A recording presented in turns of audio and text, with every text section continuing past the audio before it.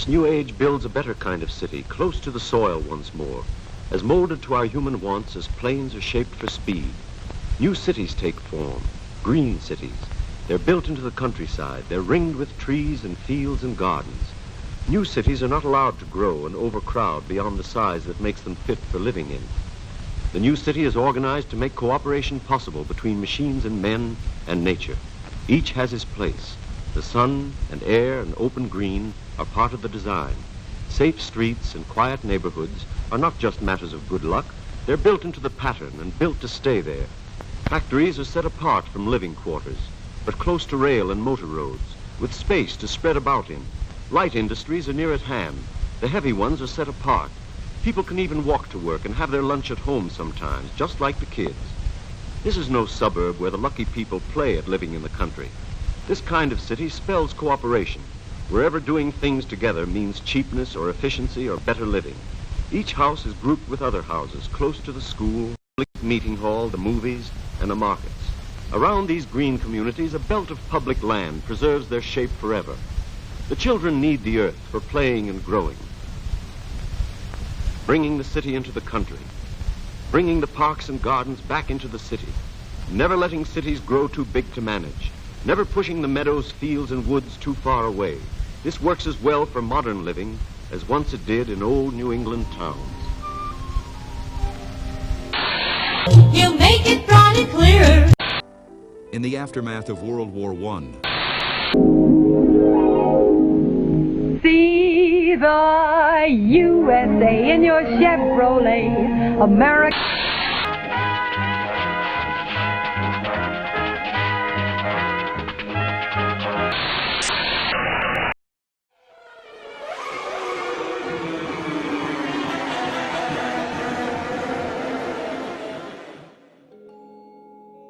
And that was because of another federal program that was even more powerful in creating racial segregation in this country.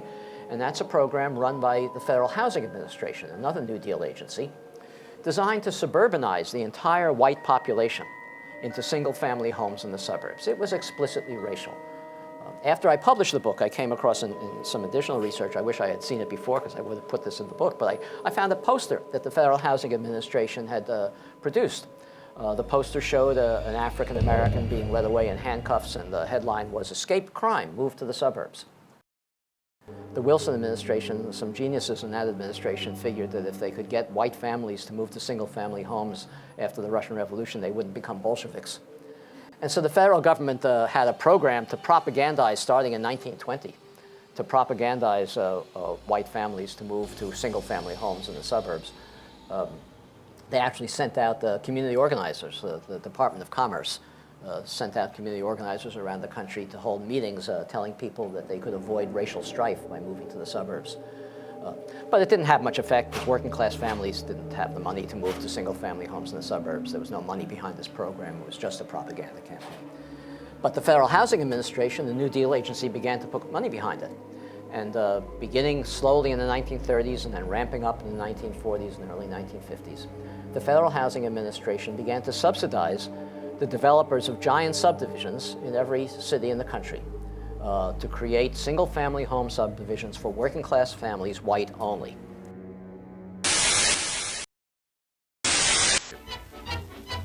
Now in these pictures, we show you a few of the thousands of houses of all types that are currently under construction as a result of this building boom. We show you a few of the hundreds of thousands of men whom it has put back to work, some of them after years of idleness. Carpenters, bricklayers, masons, plumbers, men from every division of the building trades are getting an honest day's work. And this reemployment is not limited to the building trades. For every man put to work on a house, several more are engaged in making the needed materials and transporting them to where they are to be used. This coffee and that comes out of a pay envelope tastes a lot sweeter than the same food when it's bought with a relief check. This tidal wave of new construction is an important contribution to the economic rebuilding of America. Home ownership is the basis of a happy, contented family life. And now, through the use of a National Housing Act insured mortgage, is brought within the reach of all citizens on a monthly payment plan no greater than rent. that development, built by Henry Dolger, a developer here in San Francisco, or San Lorenzo across the bay, and built by another developer, David Bohannon, or Levitt in Levittown. These developers could never have assembled the capital to build these giant subdivisions on their own. Levittown was 17,000 homes. Where do you get the capital to build 17,000 homes, for which you don't have any buyers? You have to buy the land, you have to build the homes. It was inconceivable. The only way you could develop the capital was by going to the federal government, the Federal Housing Administration, proposing a development, submitting your plans, everything from the architectural design to the materials you're going to use to the layout of the streets, and the commitment never to sell a home to a non-white. And with that commitment, the Federal Housing Administration would guarantee a bank loan, or bank loans, to build a development. The Federal Housing Administration even required that the developers of these subdivisions, like Levittown and those here in the Bay Area, include a clause in the deed of every home prohibiting resale to African Americans. And those clauses still exist today. If you look at the deeds of homes anywhere in the Bay Area, you'll see these federally required clauses that prohibit resale to African Americans. So the white families were able to move out of the suburbs, out of the public housing projects and out of urban areas generally, into these single-family home suburbs. The subsidy for these was so great. These were, I say, very small homes. They were for working-class families, not wealthy people. 750 square feet, small homes.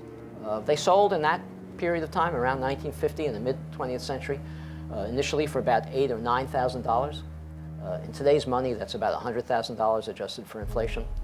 Inexpensive homes, $100,000 for working-class families. My uncle moved to Levittown. He stocked vegetables in a supermarket. These were not homes for wealthy people. They were homes to get the white population out of urban areas into the suburbs.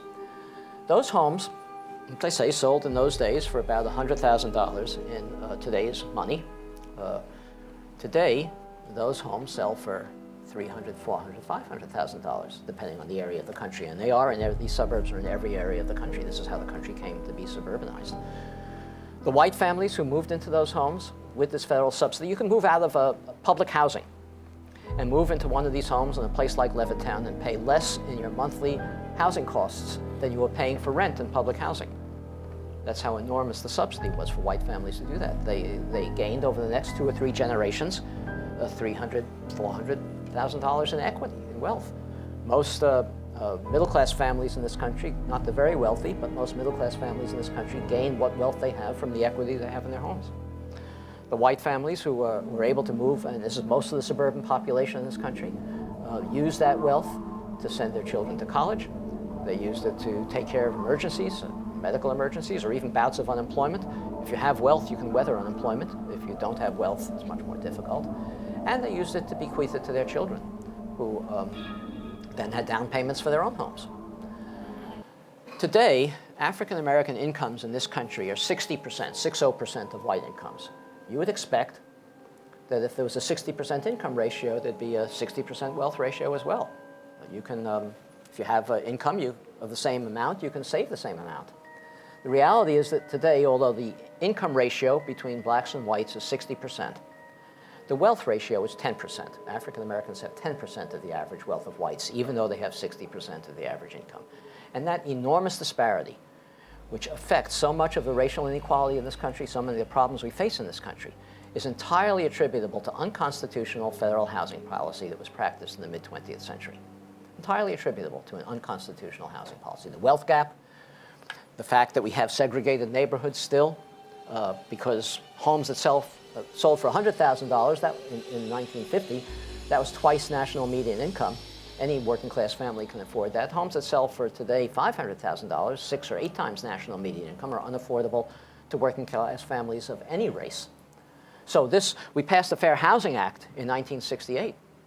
We said in the Fair Housing Act, in effect, okay, African Americans, you can now move to Levittown or to any of these other suburbs. But it was an empty offer because the homes are no longer affordable to working class families of any race.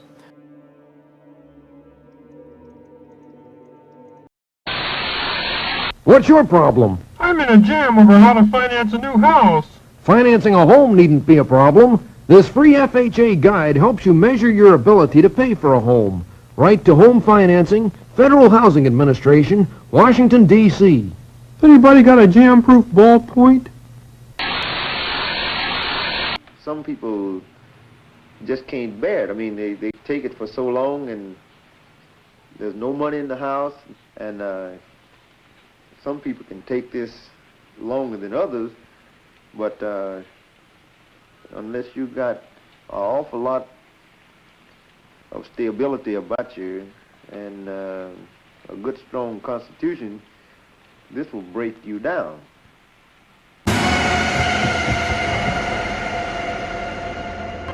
This is Levittown, Pennsylvania, a new suburban community of 60,000 people midway between Philadelphia and Trenton, New Jersey.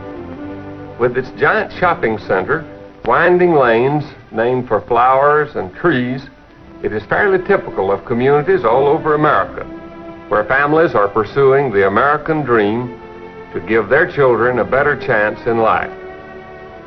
Levittowners are people of modest means. Nearly all are young people. A large proportion are veterans.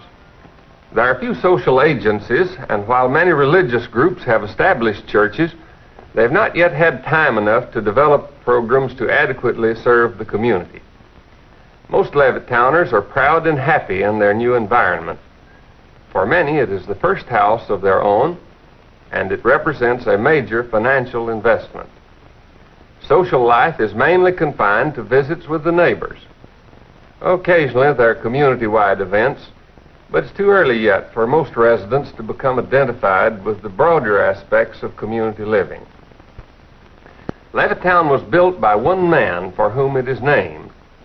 Like many community developers, he set the initial policy and provided a minimum of essential services. When the houses were sold, naturally, he was to its own slender resources. In August 1957, Levittown, Pennsylvania attracted international attention when violence erupted as William Myers, Jr. and his family moved into the 3-bedroom house at Daffodil and Deep Green Lanes. In almost all respects, the Myers family is close to the Levittown norm. They have 3 small children, the youngest only 1 month old. Myers served for 2.5 years in the Army and was discharged as a staff sergeant. He works as a laboratory technician and is studying for a degree as an electrical engineer. His wife, Daisy, is a college graduate. The Myers home is modestly furnished, and their late model family car was bought on time. They are very close to the Levittown norm, except in one respect. William Myers, Jr. and his family are Negroes in an all-white community. Why did you select Levittown to live? We were looking for a place to buy a home. We looked at Levittown, and we liked the homes here. We liked the advantages that Levittown seemed to offer in comparison to other cities. And we understood that it was going to be all white, and we were very happy to buy a home here. How about your children? Have you talked with them about the Myers? We have tried to keep the discussions away from the children. I feel that it's something that we adults should solve without bringing the children into it any more than we have to. We're doing it for the children, but I don't feel that they are old enough to understand the problem as it is.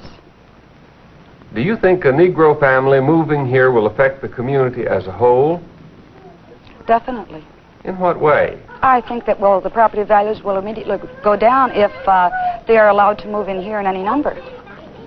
Can you give a basis for that judgment? Yes, we used to live in Washington, D.C., and we saw a very good example of that there. The repetition of an experience that was distasteful. Is there to be no escape from living near Negroes? And what of the dream of middle-class respectability? If a Negro family can afford what you can afford, how do you justify your feeling of superiority? What other objections, aside from the effect on property values, do you have against the Myers? The whole thing centers around the word integration.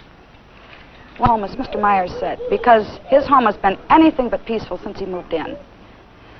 He's got 3 children, and evidently he feels that they will be accepted socially. And I don't feel that they ever will be. But the whole trouble with this integration business is that in the end, it probably will end up with mixing socially. And you will have, well, I think their aim is mixed marriages and becoming equal with the whites. Do you intend to move? At the time, no. It's a pretty impossible situation. We have our home here, and if the colored move in and run real estate values down, there are a lot of us, the GIs particularly, who are going to be more or less stuck with their homes. But there are others who are for the Myers? Yes, I've read about them. For what reason, do you think, do they support the Myers? Frankly, I don't know what reasons they can have for it. If they are homeowners in Levittown, I don't see what reasons they can have for it. Do you think Myers will be able to live here comfortably? Comfortably? No. What course of action are you going to follow? I'll do what I can to help to get them out legally and peacefully. And as far as accepting them socially, if that's what you mean, I could never do that.